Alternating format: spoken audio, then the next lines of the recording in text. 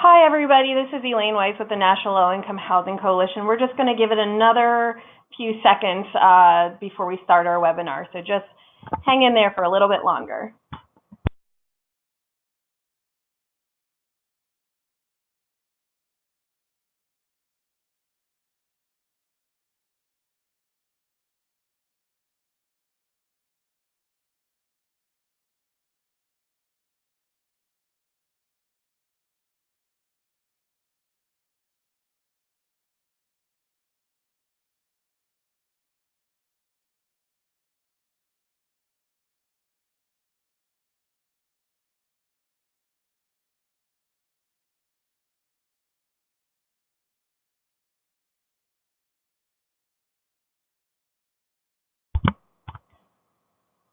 Okay, why don't we go get started? Hi, everybody. Thank you so much today for joining us on our webinar about the fiscal year 19 and fiscal year 20 funding outlook for affordable housing programs. This webinar is brought to you by the Campaign for Housing and Community Development Funding, or as we refer to it as CHCDF, because it's quite a mouthful. CHCDF is a coalition of national organizations working together to ensure that affordable housing and community development programs get the highest funding allocation possible in Congress. The campaign is made up of 60 to 70 national groups that really represents a broad spectrum of interests within the affordable housing and community development community. So speaking today on our webinar will be myself, Elaine Weiss with the National Low Income Housing Coalition, filling in for Linda Couch, who unfortunately is under the weather today. Get better, Linda. Doug Rice from the Center on Budget and Policy Priorities will cover the outlook for fiscal year 20. And then Joe Lindstrom, also from the National Low Income Housing Coalition, will cover advocacy opportunities going into the current budget year and the next. So I've already laid out our agenda for a bit.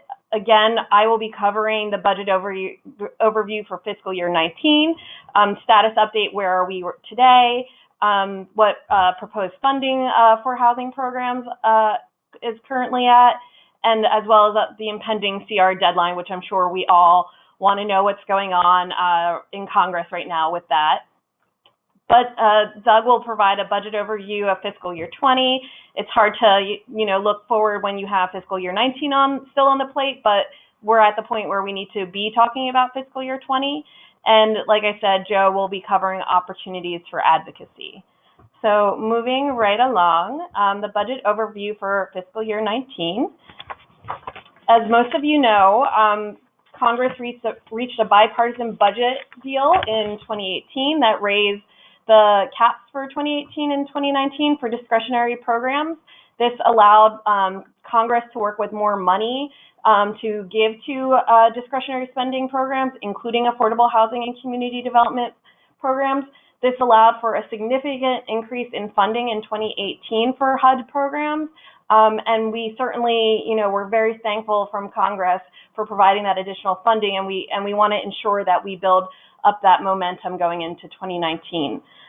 President Trump, in his budget proposal, put forward deep funding cuts and policy changes to raise rents and impose work requirements. Thankfully, Congress largely rejected these proposals, and just a little bit of a reminder what those cuts were. It would have been 14% below the 2017 funding levels, or $6.8 billion less. It would have been $41.2 billion overall for HUD programs. And like I said, it proposed very harmful work requirements and rent policy changes that would have significantly increased rents on some of the poorest people in our country and would have increased hardship for residents, potentially leading to greater housing instability, evictions, and worst case scenario, homelessness. Like I said, fortunately, the House and Senate rejected that proposal and has each approved the 12 spending bills for fiscal year 19 at the levels that were consistent with the Bipartisan Budget Act of 2018, which are significantly higher than what the president was requesting. All told, the Senate THUD bill would provide $800 million more than the House bill for HUD. So far, though, those bills haven't passed yet.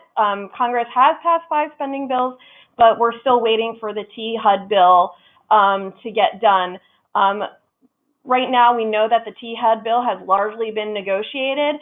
Unfortunately, it hitched a ride on the wrong minibus spending package back in September. There were 3 minibus packages. We all thought that the THUD bill stood a good chance of getting passed with one of those packages, but unfortunately, that bill got stalled because of unrelated provisions in some of the other spending bills that were part of that package. So the fiscal year began on October 1, and unfortunately, the Congress just couldn't get the bill done in time, and so instead they passed a short-term spending bill known as a continuing resolution, or a CR, that's currently carrying the funding levels for fiscal year 18 through December 6th, and they did this largely to, get through the elections. They wanted to get out of town and not have to deal with this until December, when they usually leave these sorts of decisions to be worked out. So the next few slides are going to be about the program funding levels. I know we've covered this in the past webinars that we've held on the budget for fiscal year 19, so I'm going to try to move through them as quickly as possible. But if you have any questions about the funding levels, please feel free to shoot over a question in the web platform, or email us after the webinar. We're more than happy to answer those questions. So for housing choice vouchers, the Senate bill provides more than $420 million more than the House bill for renewals, and this will ensure that there will be renewals of all vouchers currently in use. The Senate bill also provides $157 million more for administrative fees than the House. But on the other side, the House bill includes a $50 million housing mobility demonstration that will help more children and in families with vouchers grow up in neighborhoods with quality schools and other opportunities. We've heard that there is a good chance that this mobility demo will be included in the final bill. The staffers are being pretty tight-lipped about funding levels so far. It's the best kept secret in DC, but we definitely are pushing for those higher Senate numbers, given how much higher they are and how much we know that funding level is needed to fully renew all vouchers. For public housing, again, the Senate bill provides more funding for public housing. For the capital fund, the Senate bill provides $5 million more than the House bill, and then the Senate also provides $200 million more for the Public Housing Operating Fund. And this, of course, stands in stark contrast to what President Trump was proposing, which was just eliminating the Public Housing Capital Fund altogether. For project-based rental assistance, both the House and Senate provide $11.7 billion to renew all project-based rental assistance contracts for 12 months. This funding level covers the rising cost of private market rents and avoids displacing any residents. And as we all know, project-based rental contracts allow owners to leverage private debt and equity to permit the portfolio to refinance and rehabilitate communities across the country. That's really critical to ensuring the health and safety of low-income residents currently living there. And by fully funding the program, it maintains that investor and lender confidence, considering that the program really relies on that public-private partnership. For the Section 202 Housing for the Elderly program, the House and Senate provide level funding for fiscal year 19, fiscal year 19, $678 million. But unfortunately, the renewal cost for the project rental assistance contract, or the PRACs, spike in this year to around $527 million. So that means that there's less funding available for new Section 202 homes for seniors, which, as we know, is very critically needed. The bill also provides $90 million for service coordinator renewals, And then the Senate bill would provide $51 million for new Section 202 construction, and then a new $10 million for home modification programs. The House bill would provide $46 million for new construction. For the Section 811 housing for people with disabilities, the House and Senate bills diverge a bit here. The House and Senate bills each provide a total of $154 million for the Section 811 account. So that will renew all the project rental assistance contracts, but not allow for new awards of project rental assistance. But the big difference here is within the voucher account is that the Section 811 mainstream vouchers would receive significantly higher funding in the House bill versus the Senate bill, and that makes sense in the fact that the outgoing chairman of the House Appropriations Committee, Representative Frelinghuysen from New Jersey, this is very much a priority of his, and that's why the bill reflects that. For block grants, again, a little bit of a difference. The Senate bill would fund home at $1.362 billion. That's a level funding from fiscal year 18, and whereas the House would cut it a bit and is funding the program $162 million less than the Senate bill. But we know that these cuts to home have real impacts. There has been a 60% drop in affordable housing units built or preserved through home in the last 5 years. These block grant programs really sometimes take the brunt of these spending caps that will return next year, and Doug will talk more about that, because it's just easier to dip into these accounts to cover increased costs elsewhere among the different programs in the HUD portfolio, like the voucher account, project-based rental assistance, and such. And CDBG is kept at the current funding level. So homeless assistance and fair housing, the fiscal year 18 bill included $2.513 billion. The Senate and House fiscal year 19 bills both include increases, and these increases will allow for maintaining existing capacity, as well as some of these initiatives to look at targeted populations like survivors of domestic violence and youth who are experiencing homelessness. And then finally, the fair housing account is level funded. So wrapping up fiscal year 19, we would love to wrap up fiscal year 19, but Congress is making it particularly hard to do so. As I said before, Congress must reach a deal to fund the federal government before December 7th. That's when the current CR expires. The main sticking point really is the funding for President Trump's southern border wall. There's been a lot of debate among the Republicans and Democrats how to include it, if to include funding for it. But this is really the main driver of why Congress is having much difficulty getting this final deal done. For the most part, the bills have been negotiated. We know that the THUD bill could have been passed months ago. It's really frustrating that this one sticking point is really preventing things from moving forward. So, like I said, they have until Friday to reach some sort of deal. We are now hearing that because of the passing of former President George Bush Sr., that it's throwing the congressional calendar a bit out of whack this week, because he'll be lying in the Capitol building in state. So we are now hearing that when December 7th comes, they're going to pass a two-week-long CR to carry them through December 21st. So they'll have 2 weeks to negotiate a final spending bill.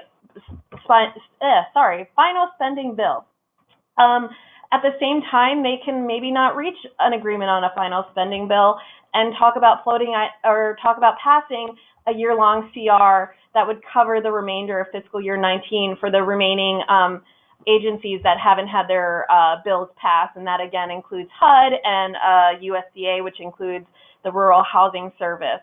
So, and that makes sense in the fact that since the House is changing hands come January 1, the Republicans don't want to give the Democrats an opportunity to go in and change up the bills in a way that, changes, reflects their priorities versus the Republicans. So it leans more towards, if they are doing a longer term CR, it would make more sense for them to do a year-long CR. And like I said, Senator Shelby, who chairs the Senate Appropriations Committee, has already been floating this idea of doing a year-long CR, which would be incredibly problematic, and I will explain why in the next slide. So for fiscal year 19, the HUD needs approximately $1.3 billion more, and USDA needs at least $10 million more than the current fiscal year 18 spending levels, and that's just to maintain current program levels and renew all existing housing assistance. So both the House and Senate bills propose funding levels that will sustain current levels of rental assistance.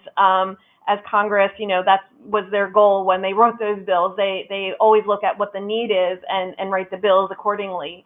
So a year-long CR at fiscal year 18 levels would actually result in deep cuts, because even flat funding is a cut. That's really important, to remember that a flat fund for many of these programs represents a cut. And that could cause thousands of families and children to lose access to stable housing and putting them at increased risk of eviction, homelessness, really terrible consequences if the THUD bill is funded at fiscal year 18 levels instead of the levels that, Congress has worked really hard on to negotiate for those increased funding levels. And then, of course, a year-long CR would put other vital investments in affordable housing at risk. The House and Senate bills, they don't just maintain the current level of service. They increase resources that help provide affordable and stable and accessible housing for more seniors, people with disabilities, families with small children, and people experiencing homelessness. So all in all, a year-long CR would be really detrimental, so harmful for affordable housing programs. So I'm going to move on to the budget outlook for fiscal year 20 and let Doug Rice from the Center on Budget take it away. Well, hi, everyone. Good afternoon. So I'm going to start by talking a bit about the backdrop for legislative action next year. First, the political backdrop, and then the fiscal backdrop. First, the political backdrop. And obviously, the midterm election outcomes are going to have a big effect on budget dynamics and all sorts of legislative dynamics next year. And I just want to say a few words about that.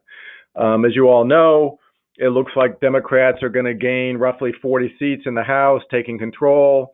Republicans gain back 2 seats in the Senate. While committee assignments probably won't be announced until January sometime, we do know a few things about those assignments.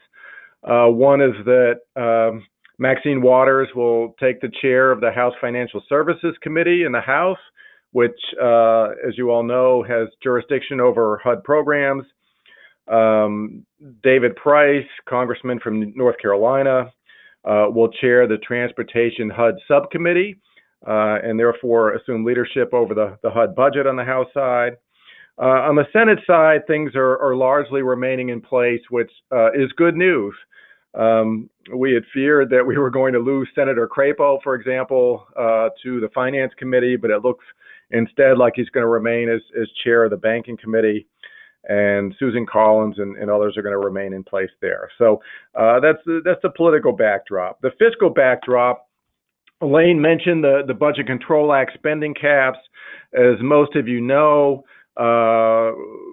Congress operates under these very tight budget caps. There's been a series of 2-year deals to relax those caps somewhat. The last deal runs out in fiscal year 2019, which Congress is just wrapping up now.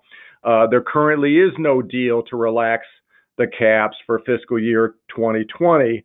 And what that means is that unless Congress takes action to raise those caps, the total amount of funding available for both defense and non-defense discretionary programs, those are the programs funded annually by Congress, Without action to raise the caps, funding for those programs will decline sharply. To give you a sense of how sharply, well, on the defense side of the budget, the current 2020 cap is about $70 billion below the 2019 cap, an 11% reduction. On the non-defense side, the 2020 cap is about $55 billion below the 2019 cap, a reduction of about 9%.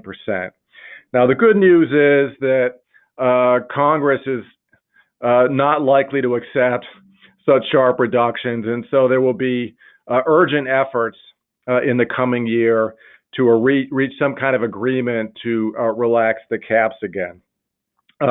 In addition, it's worth noting that there's going to be some unusual pressures that add to the pressure, the need to raise the caps.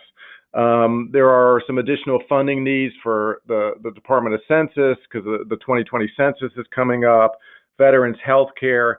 There's also unusual budget pressures in the HUD budget for next year too, that are one of many reasons that it's important for Congress to raise the caps significantly. As most of you are aware, there's always pressure every year that reflects rising rents in private markets and related costs. As a result of those rising rents, the cost of renewing housing vouchers and project-based Section 8 rental assistance and rental assistance in some of the smaller programs as well. The cost of simply sustaining assistance for current families goes up a good bit every year, more than $1 billion in recent years, just to continue assistance for existing families. But there are some other pressures too.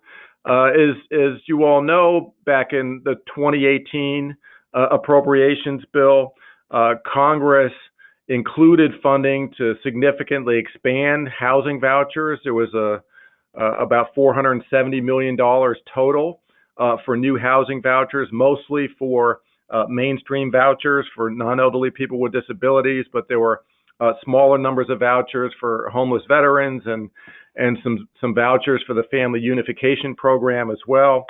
And we were all very pleased with this expansion in 2018. But this does add to the budget pressures in 2020. HUD has already awarded some of those vouchers. They're likely to award some more sometime next year, though we're skeptical that HUD is going to award the entire $470 million. But in any case, those additional vouchers come up for renewal for the first time in 2020, and so will add to the renewal cost burden that has to be accounted for in the HUD budget. In addition, HUD administers mortgage assistance programs, insurance programs. The net receipts for the mortgage insurance that HUD issues is counted as an offset in the federal budget, yet those receipts are likely to decline again in 2020. And what that means is that Congress is going to have to provide additional funding, additional budget authority to make up for those expected declines in receipts. We don't know how much of a hole that will be yet for next year. In 2019, though, it was about a $500 million hole, so not a small one to make up. So bottom line is that just the HUD budget alone could require somewhere close to $2 billion in additional funding in 2020 to fill these holes and simply to sustain assistance to current families. So as I said, that's just one of many reasons that it's critical to raise the spending cap for non-defense discretionary programs in the coming year. Okay, so that's the backdrop. What does all this mean for the coming year? Well, so first of all, because of the election outcome, the risks of budget cuts in 2020 are significantly reduced. Though, as I mentioned, there will be a negotiation, and maybe you could even describe it as a fight over the budget caps and how much to raise those, and as well as over what the potential offsets might be for that in such a deal. But there's also going to be a lot of new opportunities to elevate affordable housing and community development in the national policy discussion. And I'll talk a bit about that in a sec. However, bottom line is we're still going to be operating with a divided government, with Democrats controlling the House, Republicans controlling the Senate, and of course in the White House. And so divided government, we expect legislative action generally to be fairly modest. So there will be the work on this budget deal. Okay, so what can we expect in the coming year? So first of all, the president will release his budget request for 2020 in early February. The expectation is that the president's budget will look a lot like the budgets of the last 2 years, proposing really dramatically deep reductions in a wide range of domestic programs, including HUD accounts. And indications are that the proposed cuts may even be deeper than those included in the 2019 request. The good news, though, is that Congress, once again, is likely to ignore most of the details there. And as I said, Congress instead will attempt to negotiate a new deal to raise the budget caps for 2020 and possibly 2021 as well. And in fact, because of where the caps are for 2020, this deal is likely to be the largest 2-year deal so far in terms of cost. And that, as I said, that presents some challenges with respect to defining offsets. Congress won't necessarily offset the entire thing, but they will make an effort to offset at least part of it. At the same time, if a deal is reached, it presents a big opportunity not just to meet the needs, the renewal needs in the HUD budget, but to expand assistance in some areas too. And as I said already, we saw this in the 2018 bill, which was the first year of the last 2-year deal. Congress was able to provide a big increase in capital funding for public housing, for example, as well as to expand housing vouchers. They funded more than 50,000 new vouchers in that year. So, so there's an opportunity there too. There's lots of uncertainty at the moment about how the budget process will play out next year, what the timing will be. Hopefully we'll have some clarity early next month after the House leadership decisions are made. Excuse me. Just took a drink. So we still don't know formally who's going to be Speaker in the House, though we have a good idea. Until those decisions are made in January, a lot of decisions about the process for next year and the goals and so on won't be made. So another dynamic next year is that with the Democrats taking the majority in the House, we have a new wave of incoming members with different interests and different backgrounds and representing different districts. And the dynamics within the Democratic caucus are going to be new and somewhat unknown, and that'll affect how things play out next year too. So bottom line is there's a lot we don't know about how this is going to play out. As I said, the president will release a budget in early February. Now, usually after that, Congress will go to work on its own budget resolutions in the House and Senate, and then after those are done by mid-April sometime, they will go to work on appropriations bills, including the transportation HUD funding bill. It's a little unclear if that's how things are going to proceed this year, and one reason it has to do with the uncertainty about the timing of a budget deal to raise the caps. So specifically, will Congress try to reach agreement before the appropriations markups would typically happen in the summertime? Or is that deal going to be kicked until later in the year because they can't reach agreement early? How that plays out will affect what appropriations committees do in the spring and the summer. An early deal obviously would smooth the appropriations process altogether. because the House and the Senate could then work from the same overall budget targets, which makes it easier for them to negotiate a compromise later in the year after they each have produced their respective bills. Without a deal, House and Senate Appropriations Committees, we think, are still likely to go to work, but they're likely to be operating under somewhat different budget assumptions, which will make it more difficult later in the year, or at least more time-consuming to work out compromises. A big question, of course, is how much is this budget deal going to raise the caps?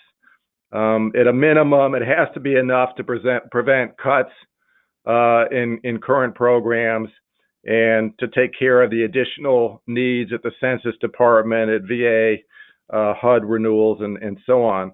But it's really important for Congress to go beyond that as well, to raise the caps enough to make some additional investments to help more low-income families to afford homes and to make investments in many other areas too.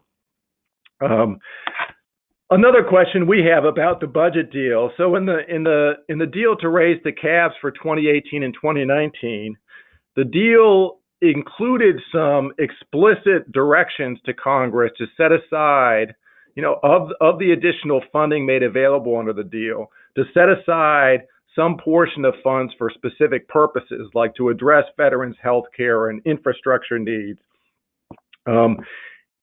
If it's possible that Congress will try to do something like that this time around, and if they do, it's really important for Congress to consider setting aside some additional funds out of the budget deal to expand assistance to low-income families to help more of them afford housing. So that's something to keep in mind too as Congress begins work on a budget deal next year. But there are other opportunities as well. More broadly, with Democrats taking control in the House, the expectation is that they will be putting forth a raft of really ambitious policy proposals, the goal of which will be to stake out for the American public how Democrats would govern if they succeed in making further gains in the 2020 elections. And so we're going to see a lot of proposals that are really framing the policy goals and specific details, how to achieve those goals from the perspective of House Democrats. And this is an opportunity for us too. It's critical that as proposals like this are developed and advanced in the House, because they're going to have could have a long-term influence on the Democrat agenda going forward. It's really critical that they include some strong proposals to expand funding for housing and community development programs, and some interesting and progressive policy proposals in the housing space too. And that's pretty much my wrap up of the outlook for next year. I'd be happy to answer questions after Joey is done. Thanks so much, Doug. And I should just say that Doug did not have slides. So for folks who are wondering, why aren't the slides progressing? It's because there were no slides. So I'm going to turn it over to Joe. It's because it's all speculation. Fair enough.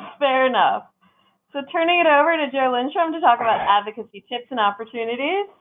Thanks, Elaine, and thank you, Doug, for talking about what we'll be looking forward to in FY20. I'd like to take us back just for a second and talk about the urgency of now and advocacy that we can do during the lame duck session that'll be happening over the next few weeks.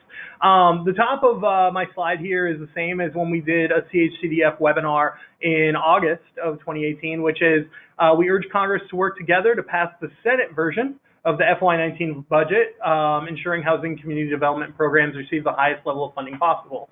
There are a couple of programs where the House bill is a little bit better than the Senate bill, but for the most part, if you're trying to convey the simplest ask, that's to pass the Senate version of the bill. The targets are every representative and every senator. We're not focusing on the Appropriations Committee. That process is done. We're not focusing on leadership to conference the difference between the two bills. We're really focusing on every representative and every senator. And so there's an important note that I should add in this moment, which is Many of you live in districts that will have new representation come January. But for right now, that new representation has not yet been seated in the new Congress, right? So, for example, if you live in Kansas City, Kansas, and you're thinking you should call Sharice Davis's office because she just won the election, that actually would be incorrect. You should still call Kevin Yoder's office because Kevin Yoder still has that seat until January, the upcoming January. So all of the changes that have recently happened, those don't take place until January. So for the advocacy right now, let's continue to focus on the same members of Congress we've been focusing on all year. If you've ever been on any of these webinars before, and I'm sure you have, I'm sure you're all loyal listeners, then you've heard me talk about how the best advocacy involves building a relationship, and whether that's a relationship with a member of Congress or a relationship with a staff person, that remains true even in offices where the member of Congress is retiring or was recently defeated, because if you have good relationships with staffers, those staffers are very likely to be moving on to a different office on the Hill, or perhaps moving on to a role in the federal government and the administration and agencies. I had some advocates in here last week telling me about how their lobby visits went. They were from Utah, and they had some meeting in Senator Hatch's office, and the staffers they met with were staffers who are going to now have new roles in new offices. So the relationship building continues to matter, and it continues to matter that these folks sort of know who you are and know that they can rely on you for good information about housing legislation and about housing problems as they exist at the local level. So beyond just our ask for the lame duck session, there's also some messaging that we really encourage people to focus on. Can you go back one? Oh, sorry. Thanks. No, go forward. Sorry. No worries. Did I miss your question? Yeah, no, I think my slides are just in reverse order. Okay, That's all. no worries. Skip ahead. There we go. Yeah, tips on messaging. First is flat funding is a cut. It's important that members of Congress hear this and they hear that you know that's true. Very often they want to be able to say, well, we couldn't expand housing programs, but at least we were able to hold the line, right? But flat funding does constitute a cut. And as Elaine very eloquently explained earlier, HUD needs $1.3 billion just to serve households who are currently using housing programs. USDA needs more than $10 million to serve its households. So another key point to really emphasize when we're talking to members of Congress, shooting off emails, tweeting at them is, please do your job and pass a budget. Congress is very, sensitive to the perception that they don't do anything. There are various ways they might be able to change that perception, but sometimes it's effective in our advocacy asks to suggest, we count on you to do your job. You know, constituents rely on members of Congress to fund government programs. And it's important to remind them that, hey, the bills have already been deliberated and negotiated. We just need you to pass them. So please do continue to use your voice, get the calls in, get the emails in, tweet at your members of Congress, tell them we need a budget and that we need fully funded HUD programs in each of our stockings this holiday season. And on that topic, Elaine, could you go back actually one? Mm-hmm. Thank you. So one thing I always talk about in November and December is how the media really loves to write about and talk about homelessness and poverty during the holiday season, right? This can be a real opportunity. I think most of you can join me in lamenting that the holiday season has been overly commercialized, and so much of what we do in the holidays is just emotionally manipulating people into buying products, but that's not what the holiday season is about. You know that the holiday season is about emotionally manipulating media members to get them to talk about the issues that we work on every day in communities throughout this country. And that when they talk about homelessness and housing and poverty, that they're also not just talking about the problem, but also the solution. We have lots of different solutions, but right now the most urgent ask is that Congress passes an FY19 budget with full funding for housing programs. Flat funded programs that can lead to people losing their housing supports, which is very likely in certain programs, or certainly waiting lists getting longer. These are the types of stories that we can really lift up as a message of urgency on passing a budget right now. And that's the kind of thing that I think you'll find members of the media in your community would be really receptive to. So in terms of finding who your members of Congress are and how to get in touch with them, Go to NLIHC.org, look for the Contact Congress box on the right-hand side of the website, put in your zip code and your address. It'll give you the phone number, email address, and Twitter handle, and you can get in touch with everyone that you need to make sure that your voice is being a part of this process and that you're nudging your members of Congress along toward passing a final budget. I think that's all I have, Elaine, and I guess we should do questions? Yeah.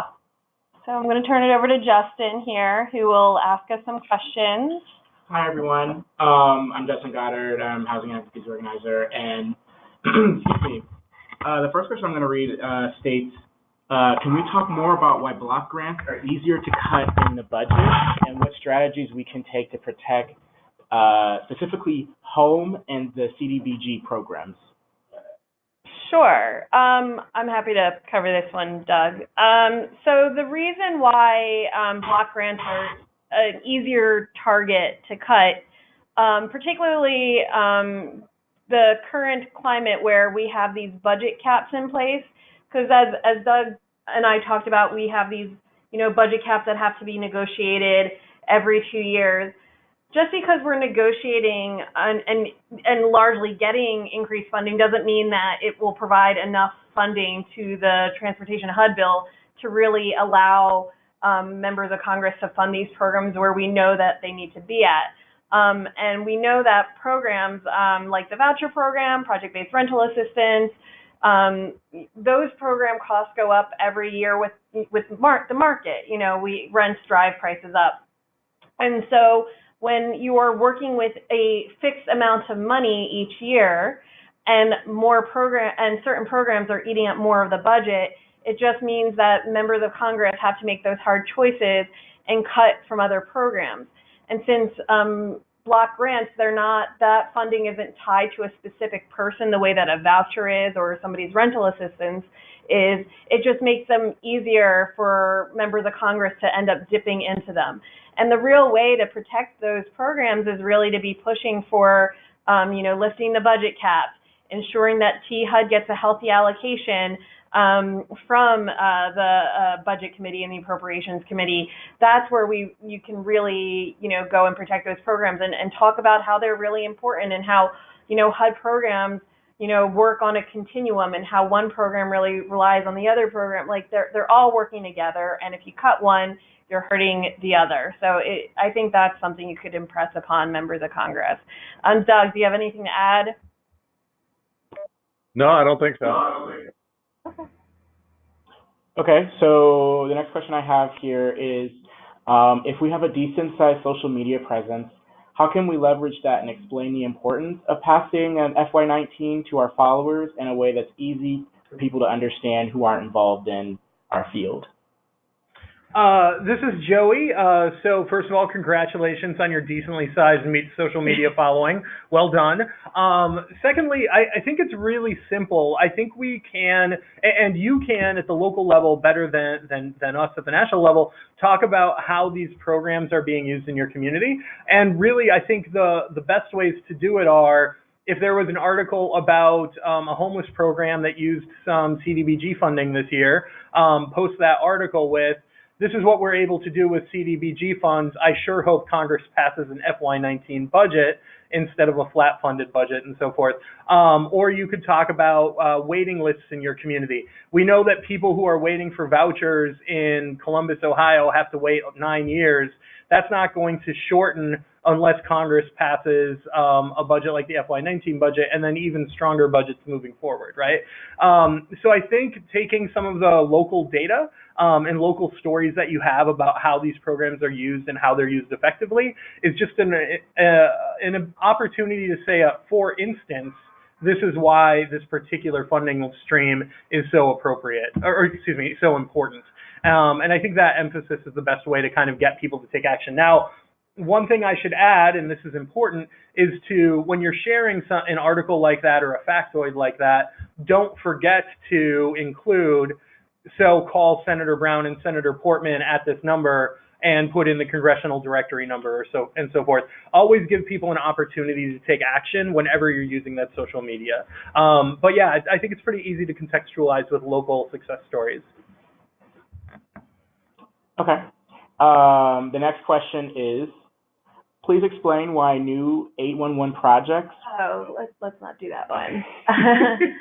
Let's do the one from Josh Scholler. Josh Scholler. Okay. Hi, Josh. Okay, so the question is, do we have a sense of what chamber version of the FY19 HUD bill they are planning to use? So, like I said, that is the final funding numbers are being held very tight to the chest. The staffers are being really good about not sharing numbers. But what we have heard from staffers is that they were, I think they were overall happy with the final product. And I believe that was some Democratic staffers saying that. So that gives me hope that the numbers are where we need them to be, given the limitations of funding. Doug, do you want to add anything to that? No, I don't know anything else. Yeah, like I said, best kept secret in DC. And then Okay, so please explain why that. Oh wait, no. So what offsets? The offsets. Okay.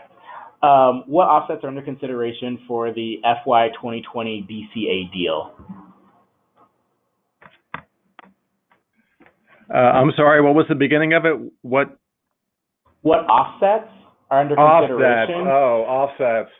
Well, I don't, nothing is under consideration at the moment. I mean, they haven't even begun talking in any serious way about a budget deal for next year, and they won't until they've wrapped up this year's budget, and then they come back in January and organize their caucuses and committees and so on, and then it'll start. So we really have no sense of what kind of offsets might be included, but they would be outside the discretionary budget. So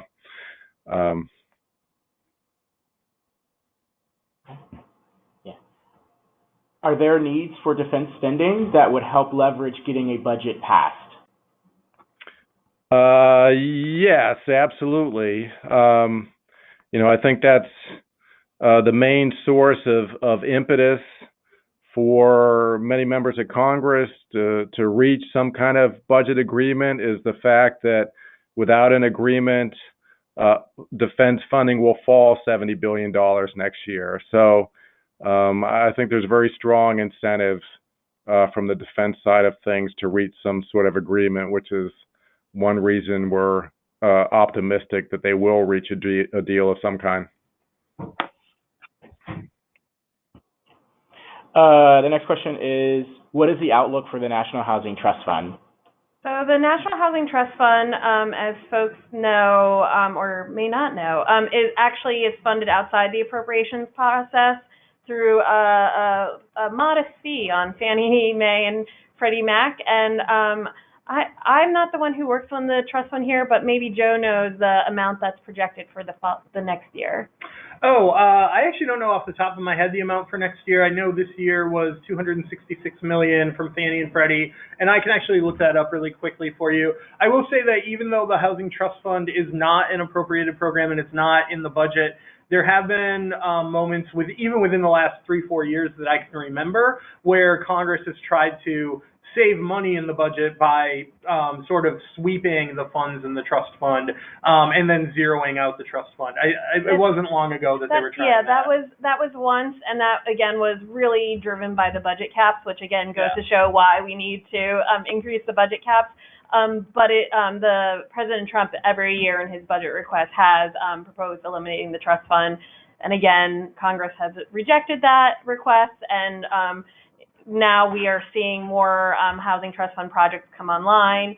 Ed at our office put out a great report on that. So if you're more interested, or if you have more interest in that, please check out our website and see the report. And I did just confirm that the 2018 allocation was $266 million.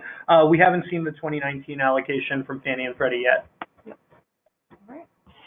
All right. The next question is, how can we emphasize the acute needs caused by increases in the cost of housing nationwide now outside of just the traditional high-cost areas? So honestly, like I think the best way to talk about the acute needs outside of the high-cost areas is to talk about them outside of the high-cost areas, right? I can tell you from the way we interact with media here at NLIHC that very often they want to talk about housing needs as they exist in, Lincoln, Nebraska, or, Dubuque, Iowa, and places like that. And fortunately, we calculate housing needs for each income group of renters at the county by county level, right? So either with the out of reach data that's on our website at nlihc.org/OOR, or with the gap data where we calculate the shortage of affordable and available homes for ELI households, very low income households, and low income households. We calculate that in a county by county manner, and you can find that on our website. If there's local data that you're looking for in terms of housing shortages or cost burden rates or the housing wage, we can almost always produce that at a very local level if you're not finding it on the website. But that data, those numbers, are really helpful in order to say, hey, I'm here in Fresno, and I'm here to say that affordable housing isn't just a Sacramento or a San Francisco problem or an LA problem or something like that. That data really tells that story in a compelling manner. And then the network of service providers in your community are always going to be a great way to tell that story as well. So we're happy to help with any of the data or to make connections with people who are doing work on affordable housing in rural and smaller communities throughout the country. I think we have time for a few more questions. So the next question is, what measures will be taken to address the enormous needs brought on by the flooding in the Florida Panhandle in North Carolina, as well as the catastrophic fires in California? Doug, do you want to take that, or? Well, so there's been some discussion about including some disaster supplemental funding as part of the fiscal year 2019 appropriations wrap up. But my understanding is that that would include some funding to address the consequences of the wildfires and some of the recent flooding too. But my understanding is that no final decisions have been made, and there's still a lot of back and forth about details, and it may, if they can't reach agreement in time to do this in a couple of weeks, it may be kicked until next year sometime. Okay, so the next question is about the LIHC bill and whether or not it's dead or if parts of it are in either the Senate or House budget bill version. So the low-income housing tax credit bill, I believe there were some provisions on the program in an extenders package, a tax extenders package that was pretty much written by the Republicans, which created some problems when they tried to bring it to the House floor the other day. Democrats were largely kept out of the room. But I don't specifically work on the tax credit program here, but I am aware that there were provisions in that bill, but unfortunately that bill was pulled from the floor and they didn't vote on it in the House, and I don't know if it has any more legs to get passed by the end of the Congress. Doug, do you know any more about that? Yeah, so the provisions that were included in the House tax bill were extremely modest. They were just addressing some questions about whether it was okay to set aside credits for veterans housing. So none of the major provisions of the Cantwell-Hatch bill were part of that. And so and on top of that, this House tax bill is running into severe headwinds, and we think it's likely not to be enacted this year. And so I think for all intents and purposes, that stuff is dead for the current year, though it certainly could be on the agenda for next year. Okay. Next question is, how will housing fare when caps and sequestration return? And how will we retain funding for voucher increases? Well, I think the answer to that is that Congress is going to reach an agreement to raise the caps. And we're pretty confident that that's going to happen one way or another. It's just a matter, there are these questions about what the contours and details of the budget agreement will look like, but the chances of a cap increase are very good. Now, if there were no such cap increase and you're looking at a 9% nominal reduction in non-defense funding, and if that were allocated proportionally among agencies, a 9% reduction in the HUD budget is a cut of $4 or $5 billion. It would be very hard to sustain assistance impossible really to sustain assistance to current families, and we would likely see programs zeroed out and deep cuts in rental assistance. But as I said, I think the chances of that happening are very slim. Okay. And the next question will be, what is the outlook for funds to help support improving the conditions of affordable housing with respect to health and safety?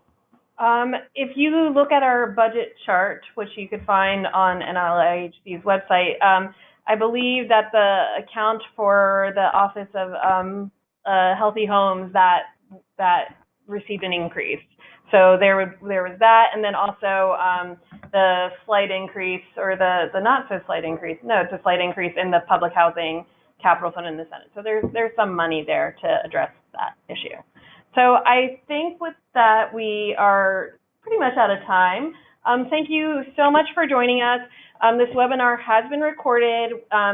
For those folks who are on the call or those folks who've missed our webinar, you will get an email with the recording of the webinar, with the slides, and additional information that we'll send, including that budget chart that I just mentioned. If you have any questions, please feel free to reach out to myself, Doug, or Joe. We're happy to answer any questions you might have. Again, now's the time to be, out there advocating for those full year spending bills instead of a full year CR. Your lawmakers really need to hear from you now, and to really impress upon them just how damaging it will be for affordable housing programs if we get a year-long CR.